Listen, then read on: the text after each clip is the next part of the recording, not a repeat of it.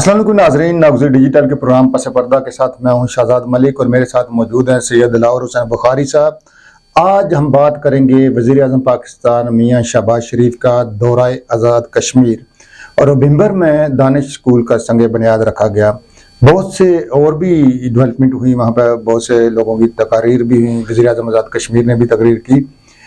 دلاور حسین بخاری صاحب سے ہم جانیں گے کہ یہ دورہ کس حد تک کامیاب رہا اور اس کے کشمیر کی سیاست پہ اور معاشرت پہ کیا اثرات ہوں گے۔ جی دلاور صاحب۔ بہت شکریہ شہزاد صاحب۔ میں یہ سمجھتا ہوں کہ وزیر اعظم پاکستان محترم شہباز شریف صاحب کا آزاد کشمیر کا دورہ کرنا بہت ہی اس سے مقام پر دورہ کیا جس ٹائم ان کی دورہ کرنے کی اشد ضرورت تھی۔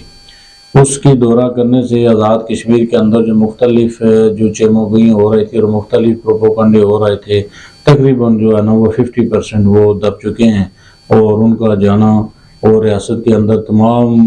مکتبہ فکر کے لوگوں کا ان کو دلانا استقبال کرنا یہ اس بات کی گمازی کرتی ہے کہ وہ لوگ شہباز شریف کے اوپر پورا اعتماد کرتے ہیں اور پاکستان کی عوام کے ساتھ، حکومت پاکستان کے ساتھ بھرپور طریقے سے آزاد کشمیر کے لوگ سیسا پلائی و دیوار کی طرح کھڑے ہیں۔ جی بالکل جی، اس سے ہم آہنگی کو فروغ ملا ہے، اور جو غلط فہمیاں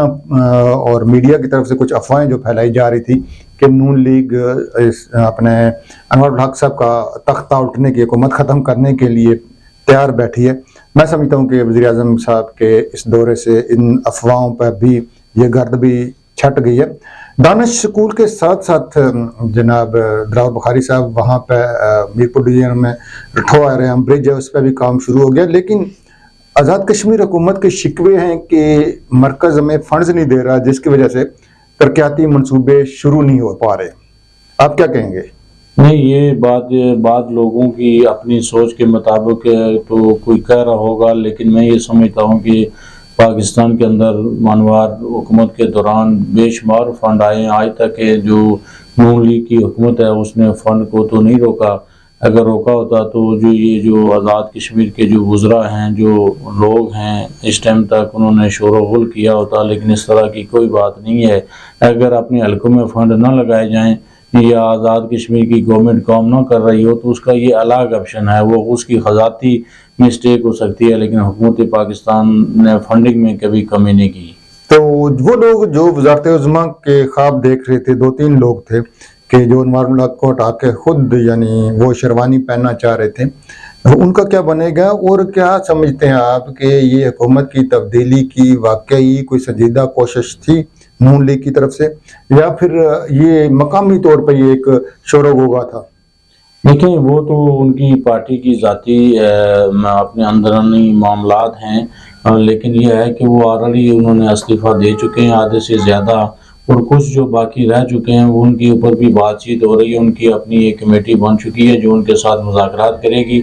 لیکن میرے خیال کے مطابق جو سینئر جو ذمہ داران ہیں نون لیگ کے آزاد کشمیر کے، انہوں نے علیحدگی کا اعلان کر چکے ہیں۔ جی، اور اس کے باوجود یہ ہے کہ ہم نے ایک مثالی ہم آہنگی دیکھی وزیر اعظم آزاد کشمیر اور وزیر اعظم پاکستان کے درمیان، اور بالخصوص جس طریقے سے وزیر اعظم آزاد کشمیر نے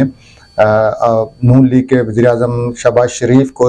ان کی سپیڈ کی تعریف کی اور ان کو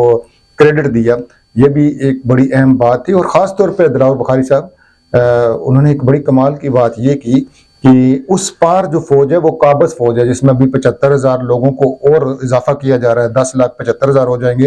اور جبکہ اس طرف کی جو محافظ فوج ہے اس کے لیے لوگ زندہ باد کے نعرے لگاتے ہیں۔ یہ ان کی ایک بڑی کمال کی یعنی ان کی ایک تقریر کا ایک بڑا اہم حصہ تھا۔ آپ کیا کہتے ہیں کہ پاک فوج کی جو قربانیاں ہیں کنٹرول لائن پر اور آزاد کشمیر میں امن و امان کی بحالی کے لیے، اس کو آپ کس نظر سے دیکھتے ہیں؟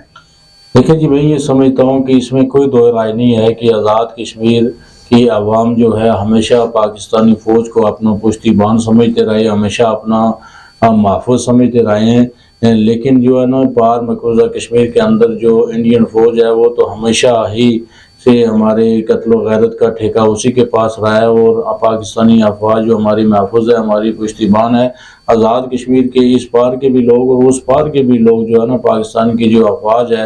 اس کی دلی طور پر اس کا احترام کرتے ہیں اور اس کی جو قربانی ہے اس کو سراہتے ہیں۔ جی بہت شکریہ دلاور صاحب. ایک بہت اہم دورہ تھا, دونوں طرف کی حکومتوں کے درمیان اہم ملاقاتیں ہوئیں اور کچھ